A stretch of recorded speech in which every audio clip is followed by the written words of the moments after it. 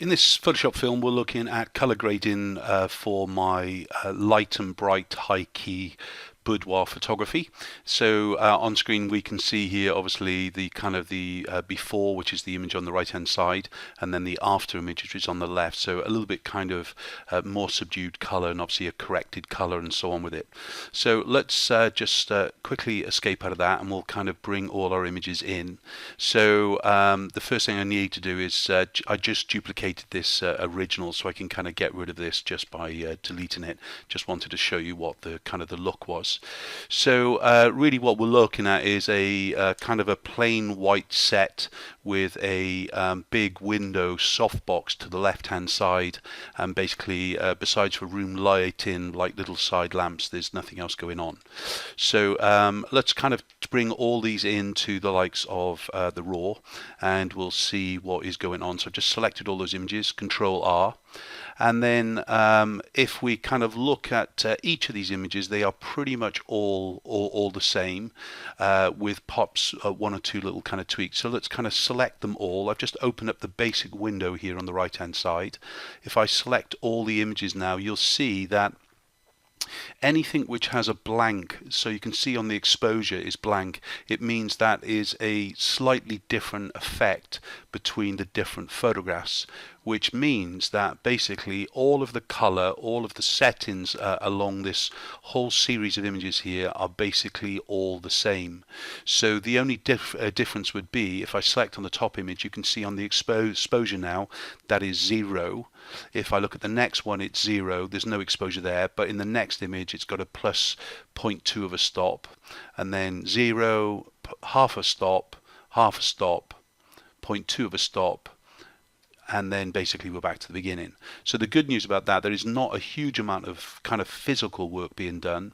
But if we're looking at the kind of the sliders that's going on in here, you can see the main alteration as standard anyway. I have a standard +8 and a -8. So a contrast of +8, a black of -8. Then as far as the high key boudoir kind of look and feel, we're looking at a highlight change. This is going to give me a slightly more subdued highlight, so more detail in the highlight. No difference as far as the let me just -13 on that one before I forget.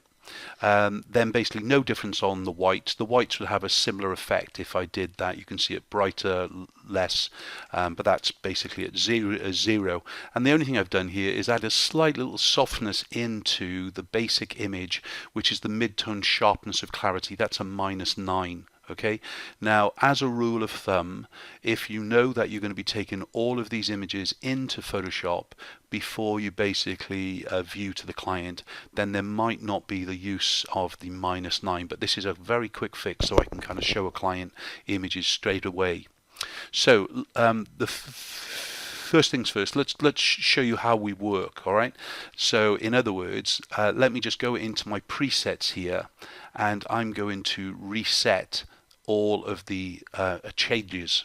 So just by clicking onto my reset all 2020, as you can see here, that basically, if we go back into the basics, you can see it's reset everything as is. So before I make a preset, I would want to make sure that it's kind of generalization across many images to kind of get a good idea. I very rarely put an exposure change within the image, because obviously then that would change every image, and might only just be a few that we need to actually have a quick color exposure change. So first of all, in the setting that I'm using quite a lot, I can just go ahead and basically pick around the image to find where I want the actual kind of color tone to be and so on with it. So I can even pick on anything that is white, the pillow, the kind of behind, and we're pretty much close. So in fact what I have it as is 4350, so it's a slightly cooler. and then I've got a plus 14 on the tint. So that's the standard. Now, if I go to this image, it's going to be slightly more difficult to try and find that same tone all the time.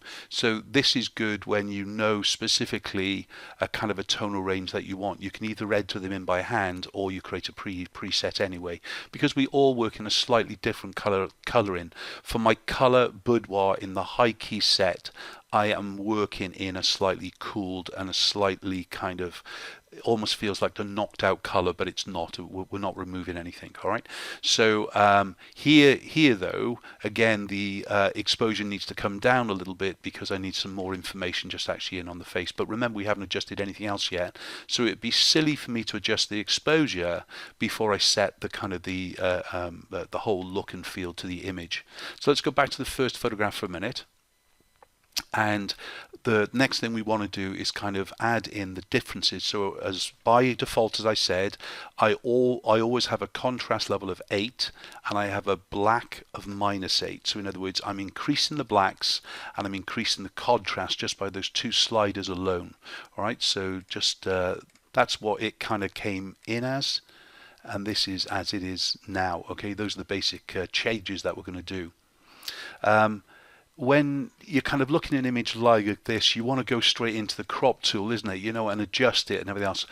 That's okay. I can do that as long as I'm not going to record the crop as a part of the preset. Okay, so all I've really done is satisfied my frustrations because I didn't have a camera straight on the shot. So we said the only other things that I've really got to change here are the highlights, and basically I could increase them and that will push the whites up more, but that will burn out the likes of the cheek. Okay, so just watch that as we come back to the 0 again. Okay, there it is. And when I go to plus, as it is, I want to go to the likes of a -13. So -13, and then shadow information would be to do with the information of the hair, but because it's like a light and a bright image, the shadow information is pretty filled in. If I open up the shadows, we're going to open up the noise, the detail that perhaps we don't want to. That's why we don't adjust that one. If I did want to adjust her hair, then I would go in with the adjustment brush and manually do that instead of trying to set it as a preset. And then, as I mentioned, the only other one I want to do is actually adjust the clarity, and we're going to bring that to the minus, which will soften it. So this is affecting just the mid-tone. So if I push it to the right, you kind of get this ugly, granular, gritty kind of color. Look at the likes of the legs here. Look at the skin tone, everything else. It really is bringing out everything that is in the ugly channel. And so we'll kind of bring that back to zero just by double clicking it. And then what we want to do is kind of just soften that mid-tone a little bit, and we'll just kind of bring it back towards the left-hand side. So you can see here, this looks like a JPEG from a Nikon in basically 1998. You think I'm kidding? It just was so soft to actually hide all the grain, but that's a whole different kind of discussion. Anyway, so you can see that more to the left, the more glow it is, but be careful. If you seriously want a glow, then perhaps try the texture, which is not affecting the mid-tone. This is more around the skin tone element. Okay, so texture came in I think it was 2018 in Photoshop and things really. So a slightly different kind of change and things really there.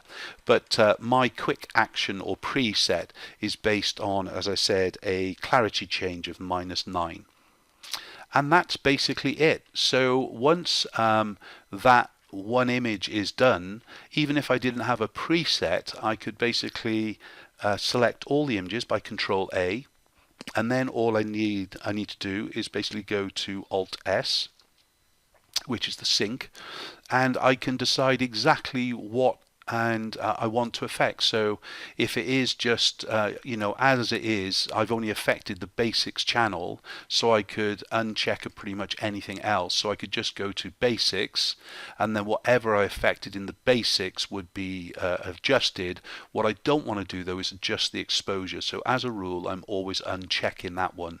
because I might have already done some quick exposure changes on the other images. So once those are done, now I can start to actually work in the exposure change